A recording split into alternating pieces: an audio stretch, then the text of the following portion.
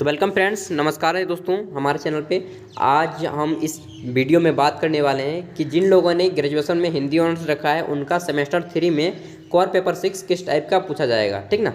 तो Hindi honours semester 3 core paper 6, आइए देखते हैं। तो ये 2018 में एक पेपर लिया गया है एग्ज़ाम, उसका मैं दे रहा हूँ आपको वीडियो, ठीक ना।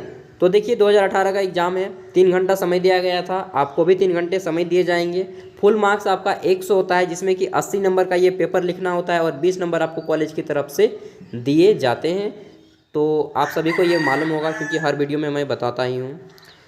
अब आइए देखते हैं। तो यहाँ पे बोला जा रहा है कि आंसर ऑल द क्वेश्चन, सभी प्रश्नों के उत्तर दें, ठीक। और साइड में आपके मार्जिन में यानी कि हाशिया में यहाँ पे अंक दिए गए हैं कि कितने मार्क्स का आपका प्रश्न है। तो बोला जा रहा है कि पहला प्रश्न, निम्नलिखित में से किन्हीं 4 प्रश्नों के उत्तर दें। और इसके लिए आपका जो है पहला प्रश्न 60 नंबर का है। कितने नंबर का है दोस्तों? 60 नंबर का, और 15 चौका 60, ठीक ना। तो किन्हीं 4 प्रश्नों का ही उत्तर देना है आपको।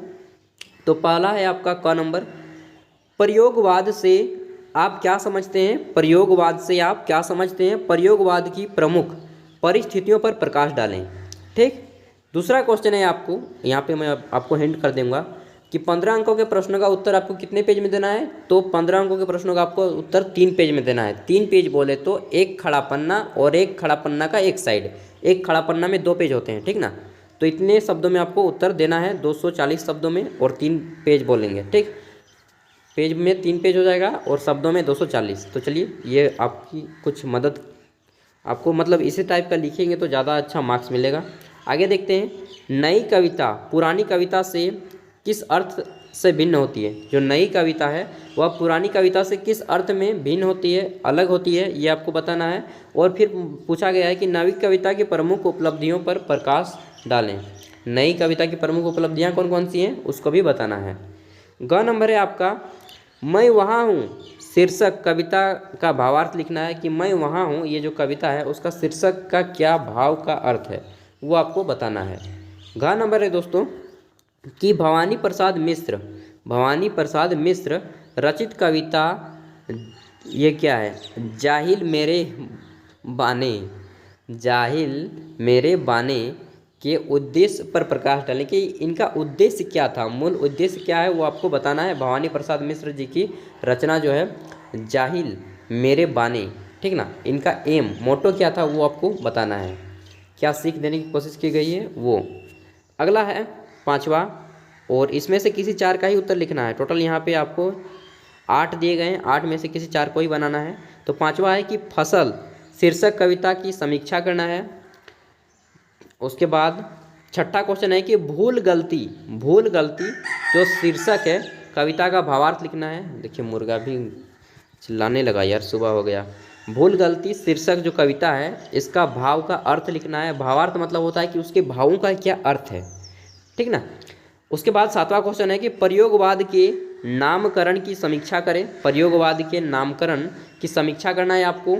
उसके बाद है दोस्तों 8वां क्वेश्चन कि अज्ञेय जो कवि हैं और लेखक भी हैं, ठीक ना, उपन्यासकार भी हैं अज्ञेय जी, अज्ञेय नई कविता के प्रवर्तक हैं।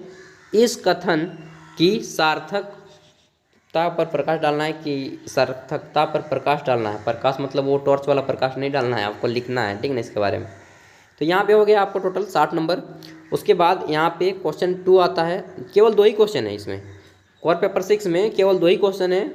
इसमें बोला जा रहा है कि 20 नंबर का है और 2 अंकों के प्रश्न हैं 2 अंकों के 10 प्रश्न हैं, और इसका उत्तर आपको एक शब्द या एक लाइन में देना है। उससे ज़्यादा नहीं कि 2 अंकों का प्रश्न है यार आप पूरा आधा पेज भर दिए, वैसा नहीं करना है, ठीक ना। तो आइए देखते हैं, प्रश्न पढ़ते हैं।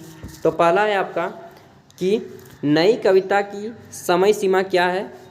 दूसरा प्रश्न है आपका, तीसरा सप्तक कब प्रकाशित हुआ ये आपको बताना है। तीसरा सप्तक कब प्रकाशित हुआ ये आपको बताना है। और उसके बाद ग नंबर है, प्रयोगवाद का प्रारंभ किस पुस्तक के प्रकाशन से माना जाता है। प्रयोगवाद का जो प्रारंभ हुआ ये किस पुस्तक के प्रकाशन से हुआ है ये माना जाता है, वो आपको बताना है। घ नंबर है, मुक्तिबोध का जन्म कब हुआ था ये आपको बताना है, डेट बताना है, ठीक ना। उसके बाद अंगा नंबर है कि सक्सेना जी का पूरा नाम बताना है। तो सर्वेश्वर दयाल सक्सेना, ये सभी को तो मालूम ही होगा यार, 10 क्लास से पढ़ते आए हैं। मानवीय करुणा की दिव्य चमक न, क्या था पाठ का नाम? मैं वहाँ हूँ शीर्षक कविता के रचनाकार कौन है? मैं वहाँ हूँ कविता जो शीर्षक है इसके रचनाकार कौन है? उसके बाद छठा मतलब कि आपका 7वां क्वेश्चन है, प्रयोगवाद का प्रवर्तक किसे माना जाता है? तो किस राइटर को माना जाता है? राइटर का नाम लिखना है, लेखक का। उसके बाद 8वां क्वेश्चन है दोस्तों कि नई कविता का प्रारंभ कब से माना जाता है? वो डेट बताना है आपको। फिर 9 नंबर क्वेश्चन है, 9th नंबर कि फसल जो शीर्षक है कविता का पर प्रकाश डालना है, आपको इसके बारे में लिखना है। और 10वां क्वेश्चन है भूल गलती कविता किस वाद से प्रभावित होकर लिखी गई है, ये आपको बताना है। टोटल यहाँ पे हमारा हिंदी कोर पेपर 6 कंप्लीट होता है। और अगर आपको किसी भी सेमेस्टर का कोई भी क्वेश्चन पेपर देखना हो तो आप हमारे चैनल पे जाइए। चैनल पे क्या करना है, आपको वीडियो के डिस्क्रिप्शन में मिल जाएगा एक लिंक ब्लू, उसको दबाइए और वहाँ पे आपको सारे जितने भी आपका सेमेस्टर होता है और जितने भी ऑनर्स होते हैं उन सभी का क्वेश्चन पेपर आपको मिल जाएगा। अगर आपका कोई दोस्त ग्रेजुएशन में पढ़ रहा हो तो प्लीज़ फ्रेंड उन तक भी वीडियो को शेयर कर दीजिएगा। आपके दोस्त का भी जो भी ऑनर्स होगा यहाँ पे मिल जाएगा क्वेश्चन पेपर, तो उनका भी मदद हो जाएगा। और बेस्ट ऑफ लक, एग्ज़ाम अच्छे से दीजिए, अच्छा खासा कीजिए, खुद भी पढ़िए, देश को भी आगे बढ़ाइए। तो थैंक यू। अगर आप चैनल पे पहली बार आएँ तो सब्सक्राइब कर लीजिएगा यार, क्या जाता है, पैसा तो नहीं लगता है दोस्त, तो कर लीजिएगा। और कोई भी मन में डाउट हो तो कमेंट कर दीजिएगा, हम आपके हर एक कमेंट का उत्तर ज़रूर देंगे। Thank you. वीडियो देखा इतनी तालीमता से, इसके लिए धन्यवाद।